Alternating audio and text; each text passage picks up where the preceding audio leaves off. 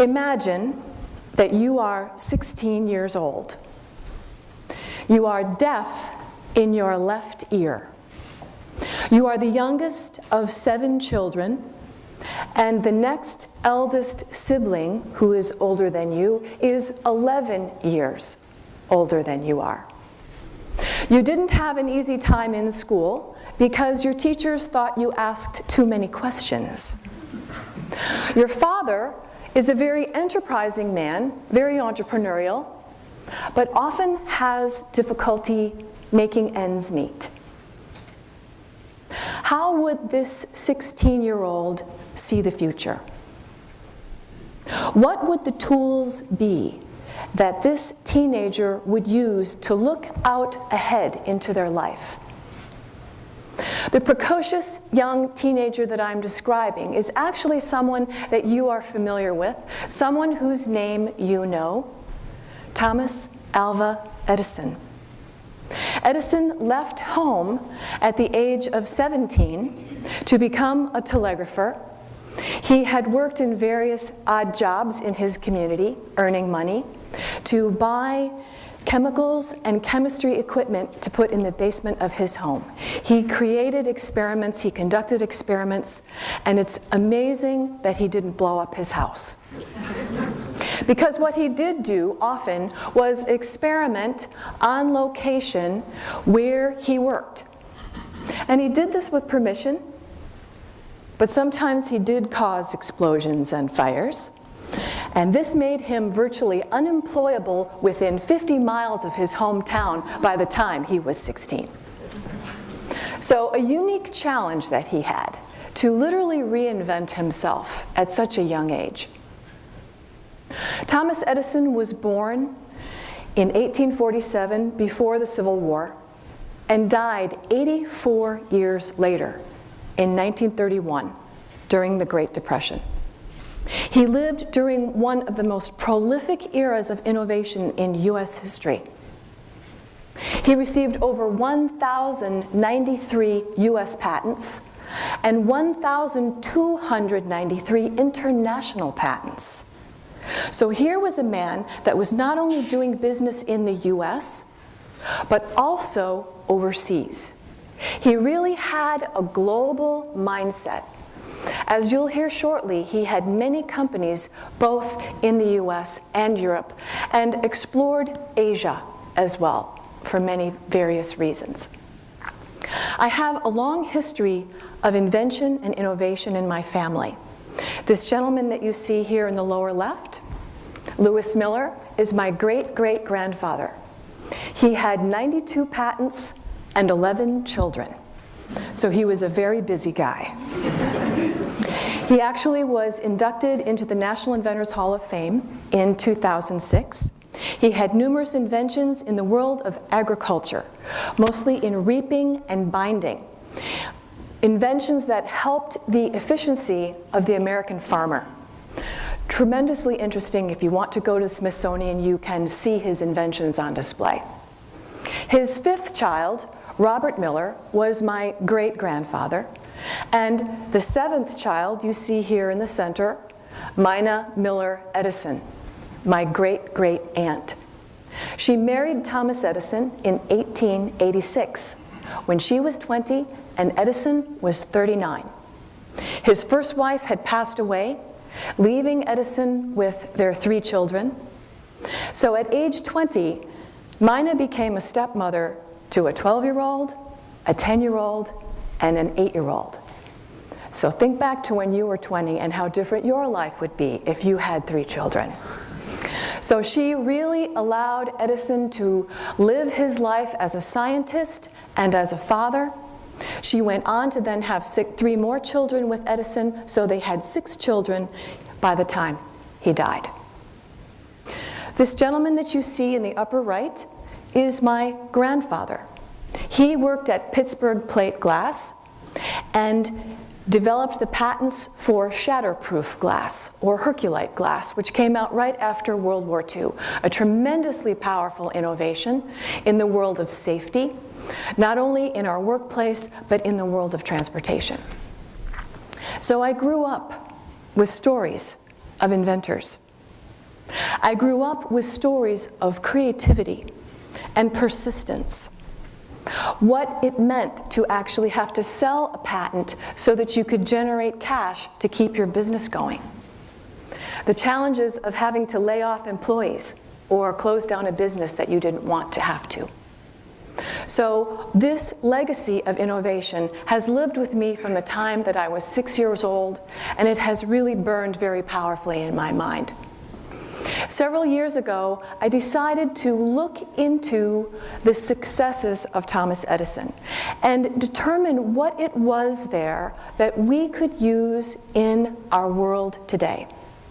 I think we've seen tremendous power from the United States in the decades following World War II, and certainly prior as well. But as we've come into the 21st century, I think some of that momentum has stalled.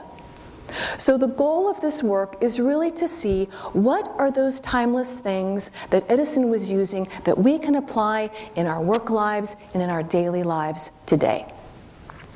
I spent time at Rutgers University, as Al mentioned, researching Edison, using the Thomas A. Edison Papers archives, which exceeds 5 million pages.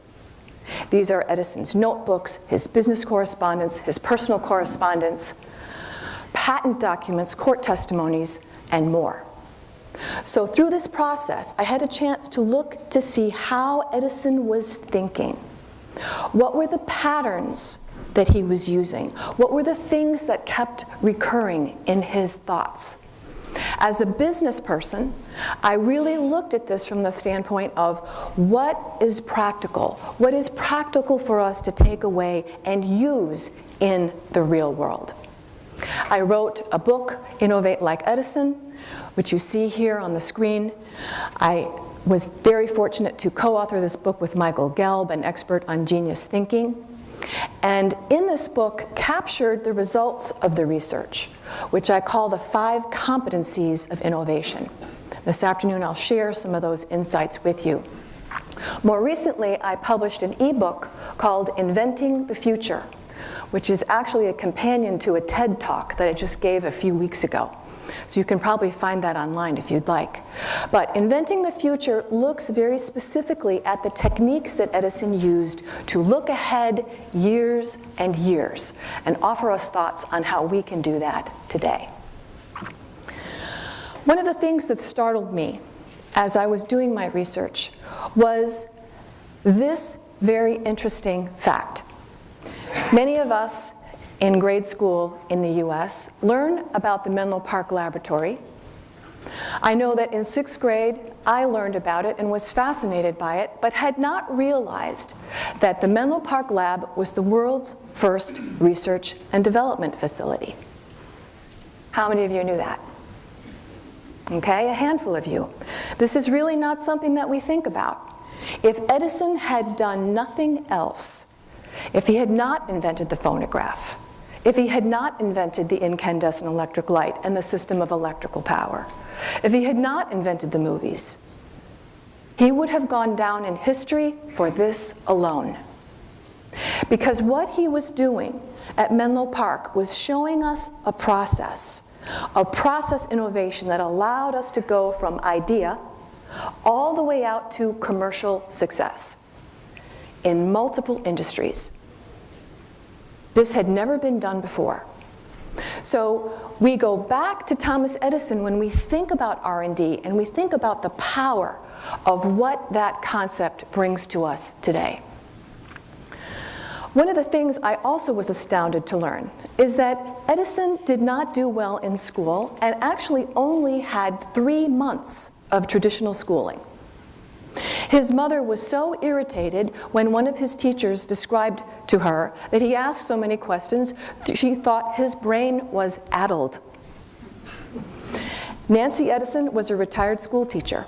As I mentioned, Edison was the youngest of 7 children, so all of his brothers and sisters were out of the house. And she began schooling him at about the age of 12, allowed him to pursue science and math, chemistry, physics, at his own pace.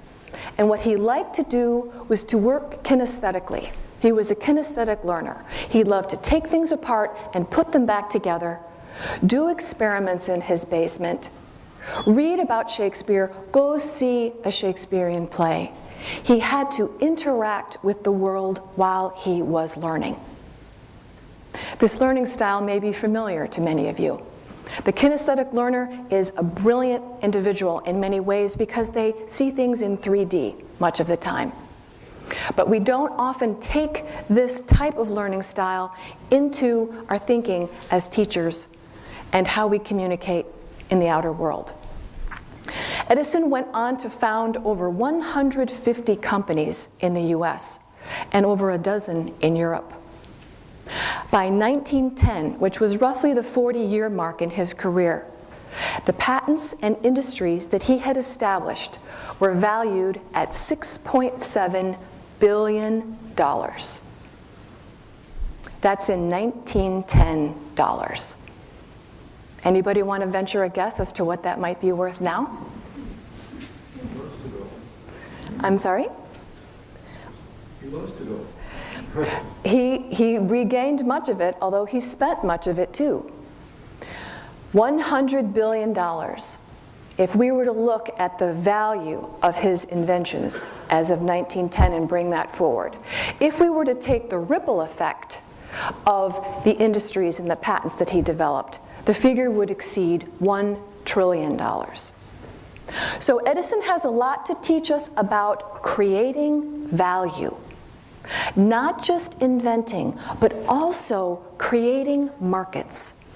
This is one of the most powerful things that I saw Edison doing. One of the most famous companies which still exists today, and Al mentioned this as well, that Edison founded was the Edison General Electric Company. And portions of this building that you see actually still exist. There are a number in Schenectady and in Harrison, New York. So you can still see the presence of Thomas Edison within the GE company today. But he believed in bringing his innovation methods and his process not only into business and industry, but also to share his knowledge with the scientific community. And this is really where the journal Science came in. Al gave you a brief history of this. Edison's thought was, let's find a forum, let's create a foundation where new knowledge can be brought forward into the scientific community. This will in turn inspire more thinking, inspire more research, inspire more discoveries. So it's very rare today that we see a person like this who's interested not only in the research side of the world, but communicating knowledge and also working in industry. Very unique bridge that Edison provides for us. As well, if we look at Edison's organizations, there was a unique climate. And he was the one who really established the climate. He established the tone of how innovation would work. He would engage in conversations with his employees, and he would encourage them to have dialogue with him and exchange with him. This is something that doesn't happen as much today. A lot of times, leaders and managers don't have as much dialogue. It tends to be pushed down on the organization, and occasionally you have a chance to speak to someone who is at a higher level. But Edison wanted to create a flatter organization, and he was successful in doing that. He had really pods and teams that were working on all kinds of challenges, so his organizations were very horizontal. Quite different from what we know to be the industrial age organization, which was much more like a pyramid. You had to communicate vertically, and you have to take ideas up and up in the organization, where momentum can often be lost. Here is just a brief listing of the industries that Edison established, and I won't go through all of them with you. But document duplication is one of the first industries that he began, and it's not one that we often associate with Edison. If you go all the way down the list to the battery, the storage battery, this is certainly one of the most interesting and profound technological breakthroughs that Edison created, a way for us to carry around batteries, to carry around power, and easily apply it in areas where there is no grid. So tremendously disruptive innovations, very different thinking that went into each of these. I'd like to share with you a few insights into this 5 competencies of innovations, this set of patterns that I was seeing in Edison's work. The first of these is what I call the solution-centered mindset. And here we see Edison starting his problem-solving process. The second competency, kaleidoscopic thinking. Third competency, full spectrum engagement. The fourth competency, mastermind collaboration, which has to do with Edison's philosophy around teams and team design. And finally, supervalue creation. How do you actually connect with markets and customers? I'll offer you just a few brief insights into each of these. All 5 competencies in turn have 5 building blocks. These are called elements. So I'll share a few elements with you that I think are particularly germane to how Edison looked into the future. Listen for some of the differences that you'll hear in Thomas Edison's mindset and what may be your mindset. The processes that he used to innovate and to look ahead. The actual team structure that he used. And finally, the culture that he created. Listen for some of the similarities and differences and see how they might apply to your world. First competency of innovation, solution-centered mindset. Here is where Edison would begin to look forward and say, what is the solution frame? What are the possible options that could exist to solve this problem that I'm tackling? Here is where he began to create a relationship with the future. A lot of times, as innovators, we start by narrowing the frame. Here are the things we will consider. Here's how much money we have. And we start to shrink the pie as opposed to thinking in expansive ways about what solutions might be there.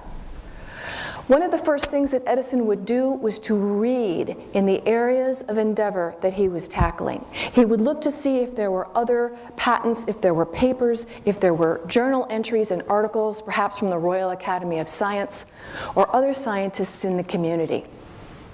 And he would see what was out there, but then he would also say, how can I add to this knowledge? What is new that I could bring to the discussion? Edison surrounded himself with books and journals. At his Menlo Park laboratory, he had a very sizable library collection, but when he went to his West Orange laboratory, which he started in 1887, he had assembled a 10,000-volume collection of books. These were books on scientific subjects, mathematics, but also the classics and science fiction. This 10,000-volume library made it one of the top 5 largest libraries in the world at that time. Imagine working for someone like that, who had access to all of this knowledge and information. Edison not only had a voracious appetite for knowledge himself, but he pushed this out through into his culture and encouraged his employees to read, to go into the library, to take out the books, to use these in their research. So this is something that we don't always see today either. Where is that thirst for knowledge in your organization? Do you see it? Can you feel it? Is it palpable? Experimentation. How many of you think of Edison in the laboratory when you call him to your mind? Okay, many of you. This is how I also think of him. And he really did have an ability to focus and look at hypotheses, to look at how he was going to set up an experiment and the various iterations of experiments that he was going to do. And he would push and push and push until he found answers. Today, we tend to be reluctant to experiment. We're afraid we don't have enough data. We're afraid that people will think our hypothesis is silly. We're concerned that our boss might say, well, why are you spending time on that? Doesn't really make much sense. We're concerned that we might get an answer we're not happy with. These were not Edison's concerns. He was very focused on the fact that nature was a perfect system. He wasn't really worried about where he started his experiments because he knew he would be linked to the answer. So think about your own reluctance to try new things. Think about how you can experiment and take new risks to push ahead. Second competency of innovation, kaleidoscopic thinking. This is the name that I gave to the second competency because Edison was uniquely able to look at problems and challenges from multiple angles. One of our problems today, I think, is that we get very rooted and tracked in how we think about things, as opposed to creating context. Kaleidoscopic thinking is a way to create context. You can see this quote here from a Western Union patent attorney. Edison worked for Western Union for a period of time. And basically the quote says, "It was as if Edison only had to turn his head and a patent would pop out." So the ideas that he had were robust ideas. You saw the list of industries that I showed you earlier. He was not just brainstorming. Brainstorming would be at the lowest level, the very easiest, the most basic thing that he would do. What he was really doing was engaging in whole brain thinking, allowing the left brain and the right brain to constantly inform each other. He didn't know about the left hemisphere and the right hemisphere in his time, but these were the things that he was really doing, expanding the mind. One of the most interesting things I saw Edison doing was what I call practicing ideaphoria. Ideaphoria is actually a real English language word. If you've got your phone on, you can Google it if you want to. But ideaphoria was what I call Edison's willingness to look at ideas and to in turn generate more ideas from that. One of the things he did was to write science fiction. In the 1870s, the works of Jules Verne, a French author, came to the US. They had finally been translated from French into English.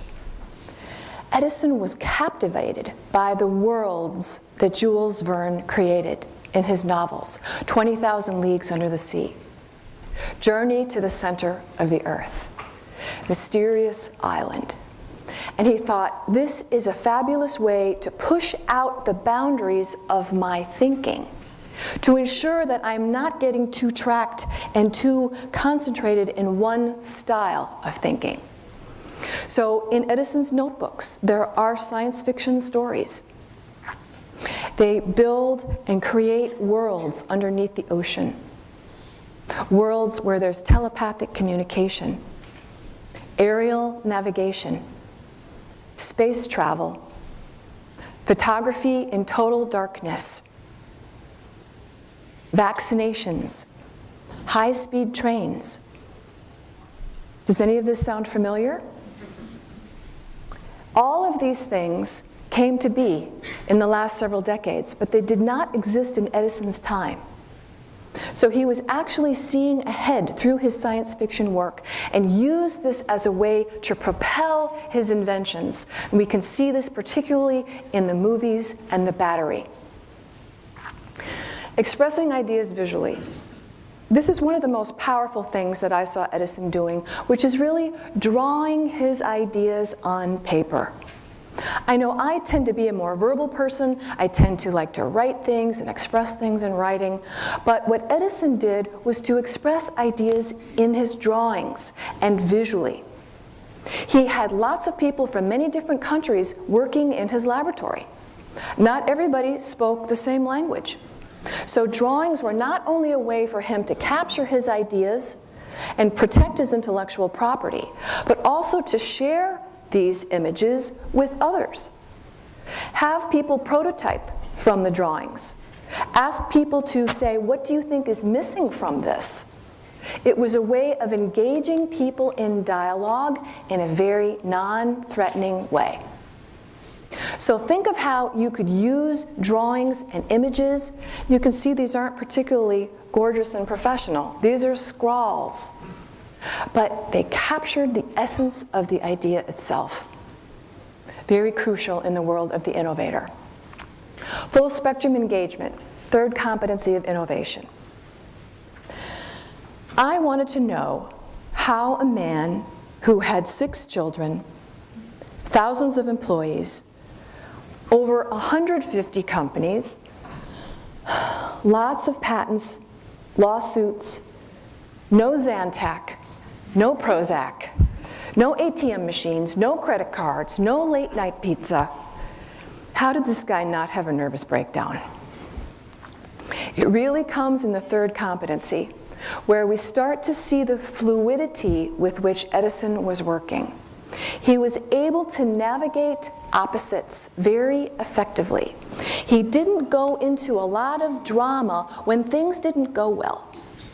This is something that takes up a lot of our time and a lot of our emotional energy. When things aren't going well, we want to put all of our energy there. And Edison didn't do that.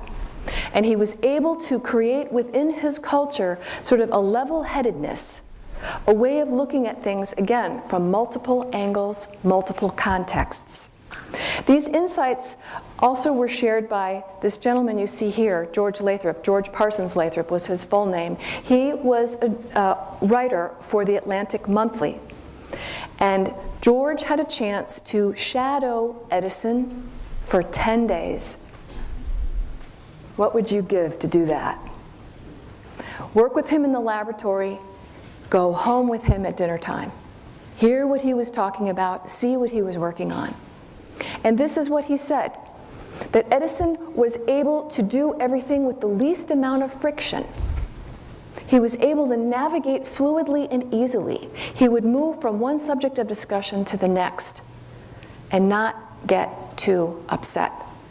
This helped him formulate more answers and move forward rapidly. One of the things he became very good at doing was looking at things with a very focused scientific viewpoint, being very serious, but also being playful. Being willing to joke, to laugh, and in fact play practical jokes on the people in his lab. And they played practical jokes on him. So there was a lightness that pervaded the laboratory, even at times when they were very, very focused on things. The subject of my next book is actually Edison's collaboration process. And the name of the book is Midnight Lunch. And this was the name that was given to these evening dinners they'd have at about 10 p.m. when they knew they were going to have to stay 4 or 5 more hours to finish what they were doing. So this sense of playfulness would occur at midnight lunch, in many cases, songs. Edison played the organ, they played music, they would sing, tell crazy stories. So this was part of the laboratory. It wasn't just everybody bearing down every moment. This helped the culture of the lab. It's complexity and simplicity. Edison was dealing with some breakthrough ideas. The entire system of electrical power distribution was developed in 3 years. Over 50 patents just on the system itself. Very rapid work, very complex work. Complexity behind the movies, embedding images on celluloid surfaces in very interesting and unique ways. The battery, creating wafers of iron and nickel in 1/16 of an inch slices, varying for about 15 inches or so. Really difficult challenges, complex challenges.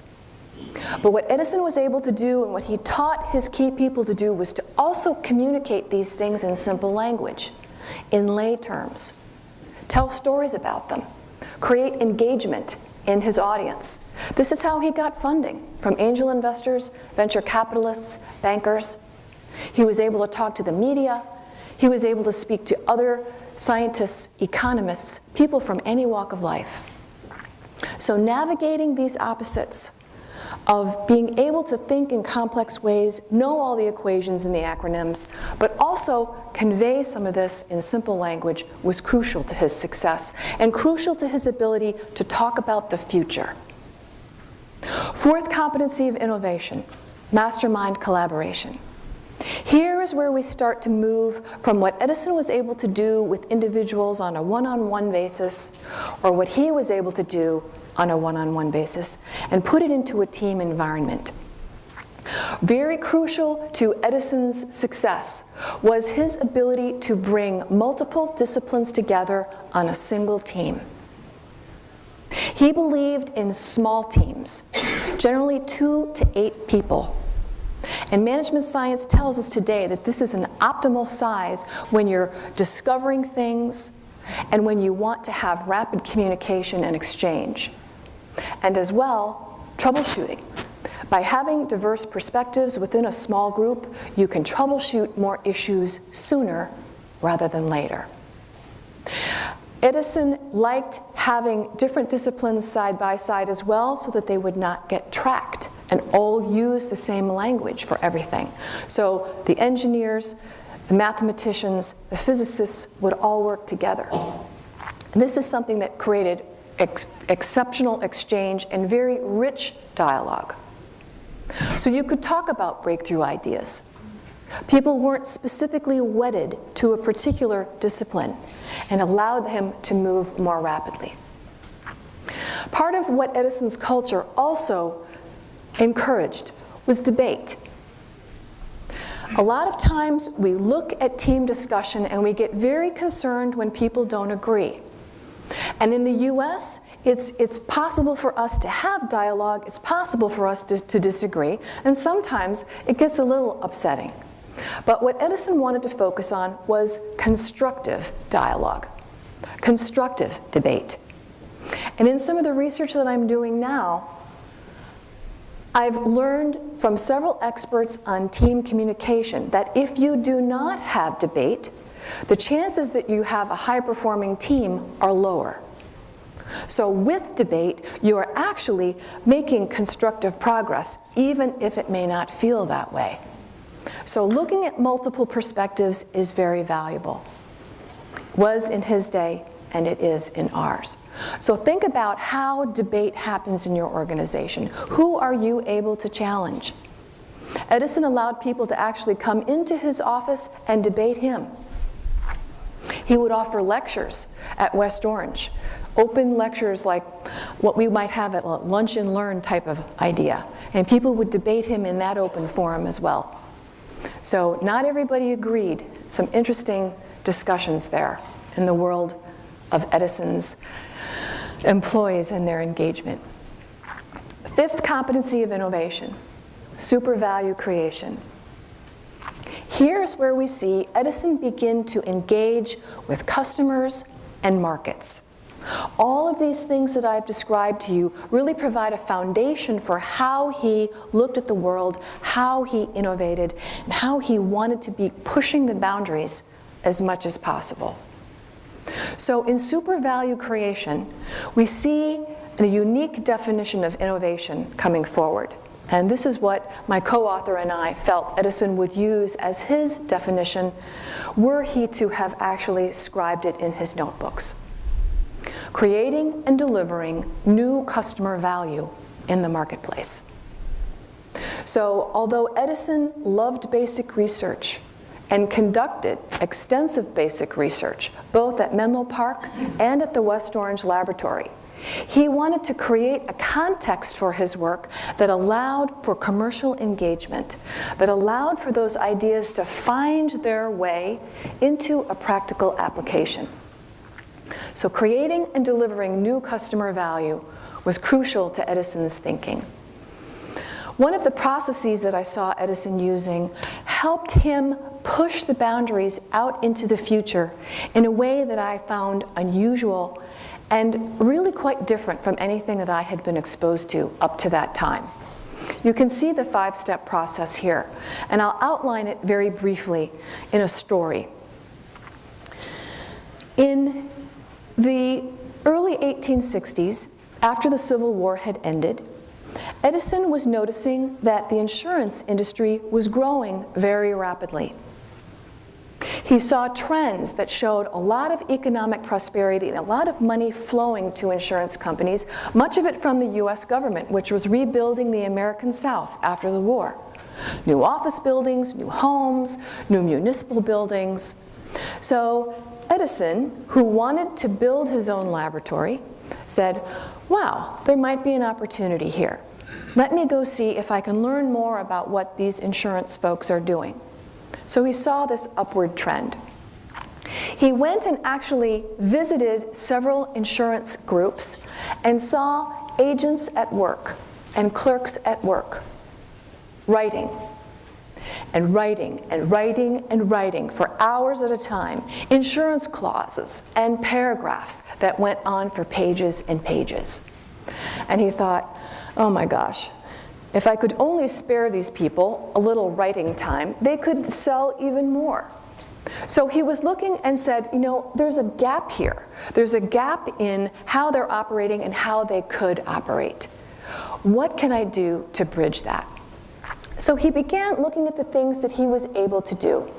He was very good at creating motors.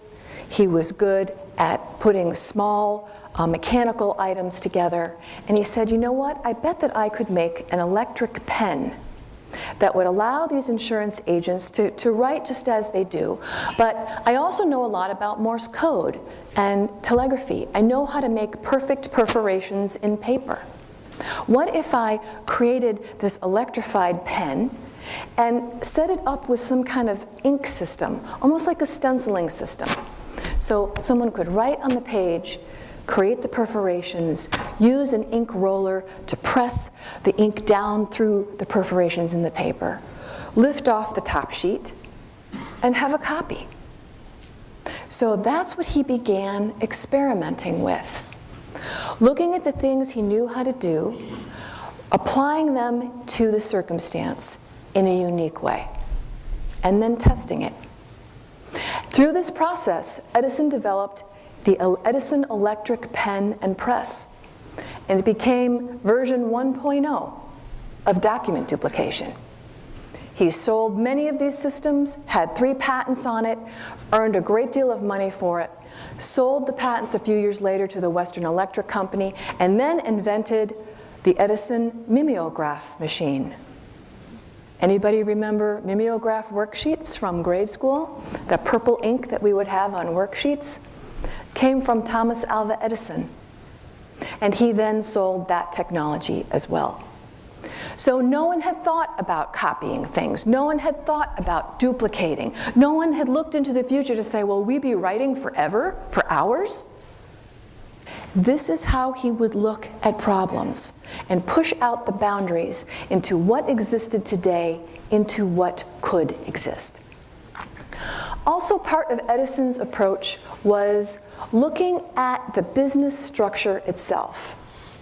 How can I take these ideas and actually put this into a going concern?